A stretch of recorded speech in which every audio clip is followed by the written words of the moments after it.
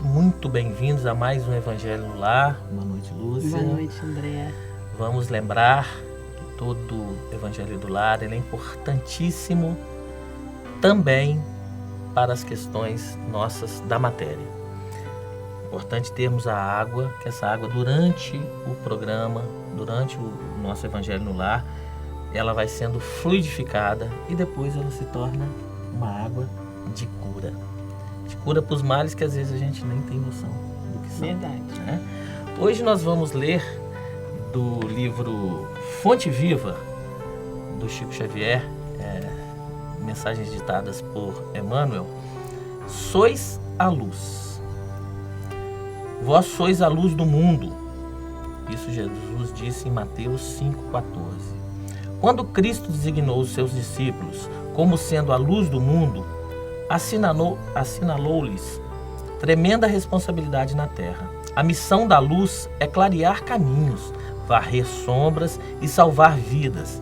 Missão essa que se desenvolve invariavelmente à custa do combustível que lhe serve de base. A chama da candeia gasta o óleo do pavio. A iluminação elétrica consome a energia da usina.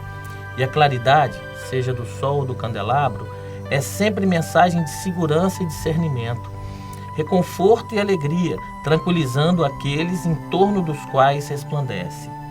Se nós, compenetrados, pois, da lição do Cristo, interessados em acompanhá-lo, é indispensável a nossa disposição de doar nossas forças na atividade incessante do bem, para que a boa nova brilhe na senda da redenção para todos.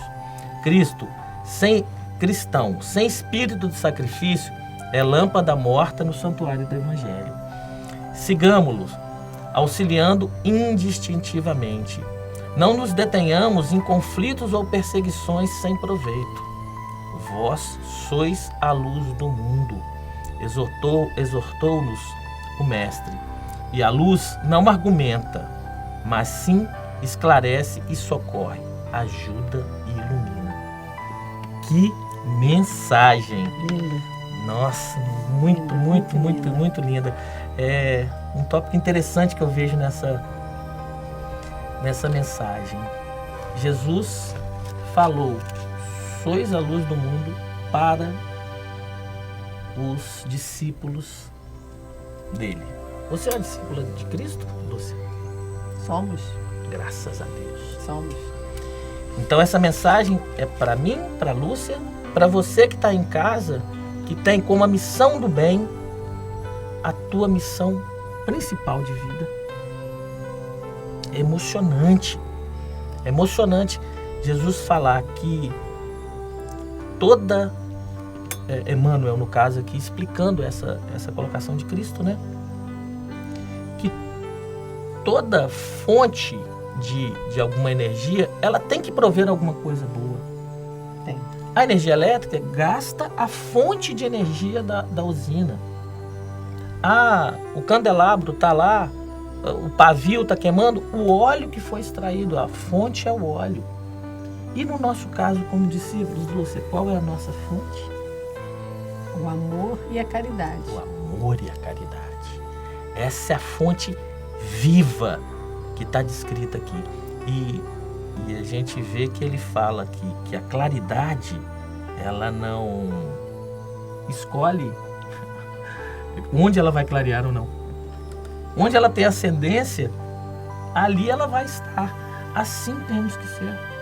A gente está aqui agora. Para quantas pessoas que nós estamos falando? Dos dois lados da vida. Dos dois lados da vida.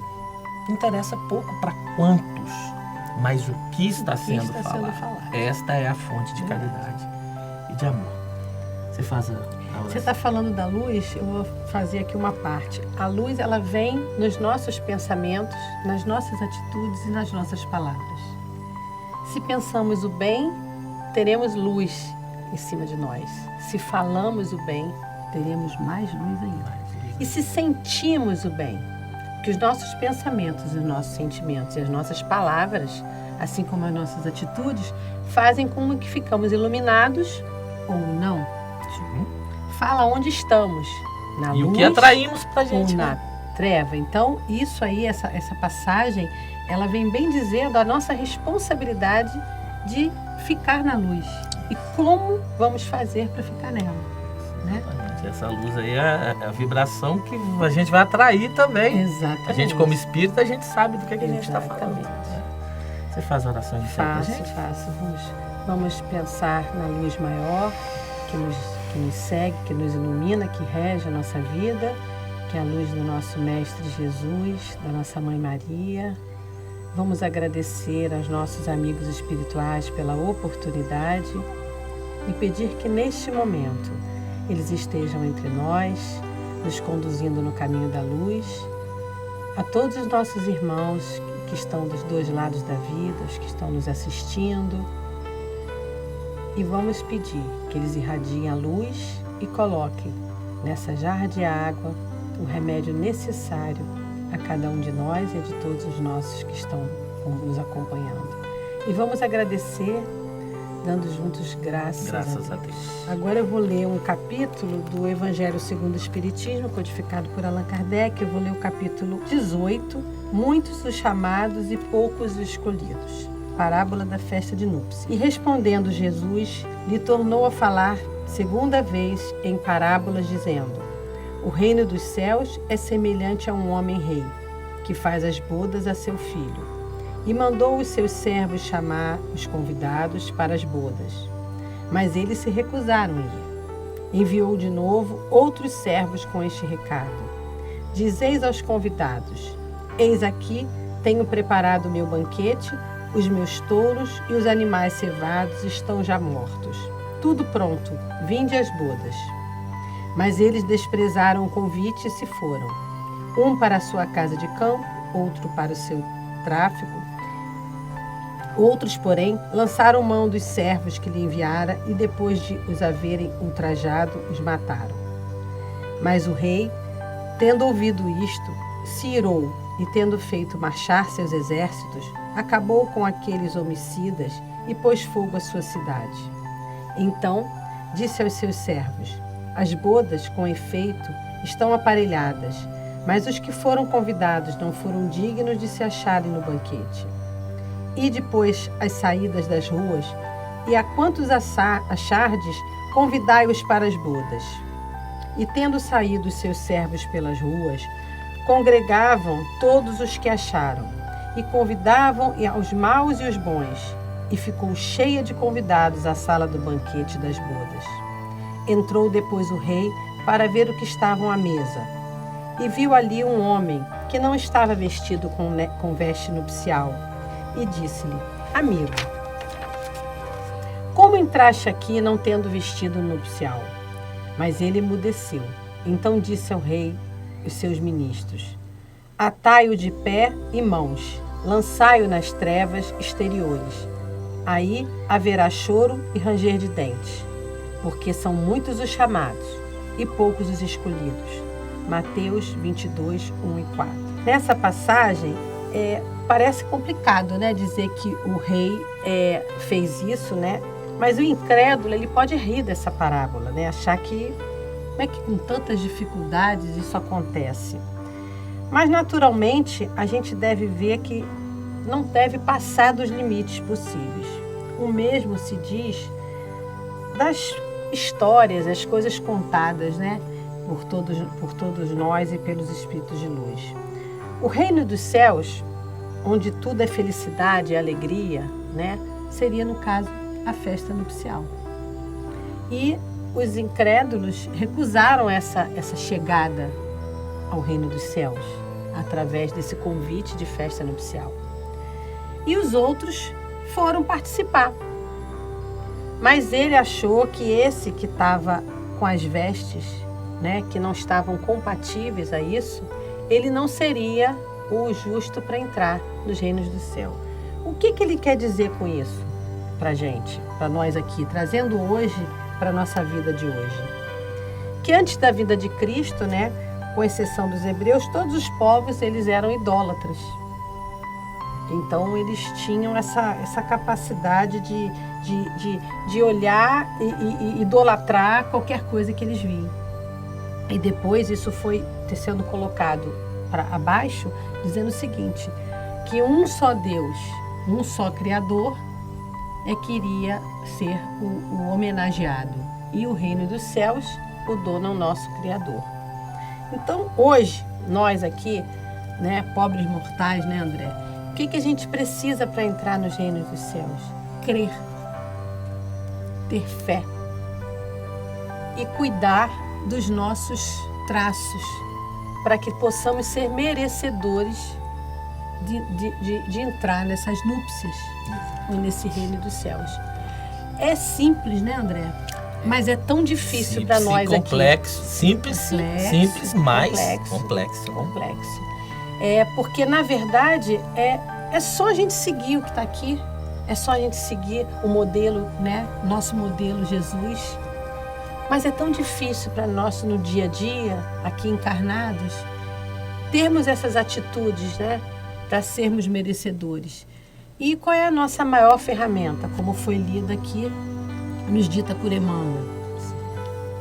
É o amor, a caridade, a compaixão. É a luz que a gente consegue emanar, né? É a luz que a gente consegue emanar. Porque se conseguirmos emanar essa luz, estaremos vestidos para as núpcias.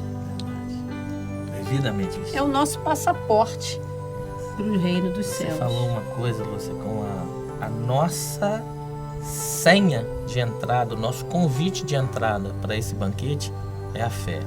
A gente vê lá é assim que funciona. Toda arrepiada. A gente lê lá na Bíblia tradicional, sim, em Romanos 1:11 ou 1:12, se eu não estou equivocado, que diz o seguinte: o justo viverá por fé. Ou seja, não adianta suas atitudes serem...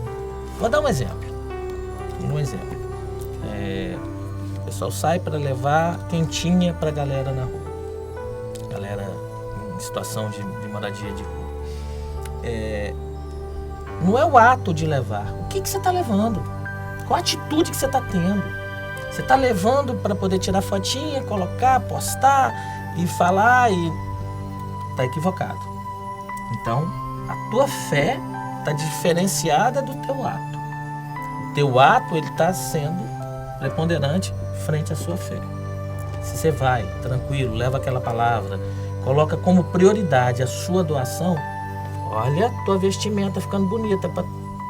Olha a luz que você vai estar refletindo. Diz aí que vai... A nossa missão como cristão é não ofuscar a luz de Cristo que emana em nós. Verdade. Essa é a nossa função como cristão. E aí, esse banquete, né, que você colocou muito bem, que seria uma visão perfeita a gente como cristão, a gente como espírita, a gente sabe que a gente esse céu perfeito, ele vai melhorando cada vez mais com a nossa evolução. A gente vai subindo um patamar, enfim. Mas aqueles que foram chamados, quem são? Todos hoje estão profetas, né, hoje todos que estão pisando em Gaia. E em algum momento o convite foi negado. E aqueles que foram chamados foram os mais humildes. Sim. E aí, quem assim, foi aceitou. Chamado naquela época? Foram os apóstolos, foram os profetas. E hoje são quem? Somos nós que trabalhamos na seara do Cristo. Nós hoje somos os que levamos, né? Os que estamos tentando levar. E aí chegamos na primeira leitura aí. Elevarmos a nossa luz através das nossas atitudes, dos nossos pensamentos, dos nossos sentimentos, para poder merecermos a entrada, né? Isso aí. Graças a Deus. Vamos fazer nossa oração de encerramento? Senhor, Pai Celestial, Mestre Jesus, Mãe Maria, todos os nossos mentores pessoais, os trabalhadores que aqui estiveram, que aqui estão, todos os irmãos que nos ouvem em casa. Gratidão, Senhor, por mais uma oportunidade de fazermos esse Evangelho no lar. Que a luz que tanto falamos aqui, que sabemos que está emanando desse momento, nas nossas casas, transcendam e vá para todo o nosso planeta. Que assim seja, graças a Deus.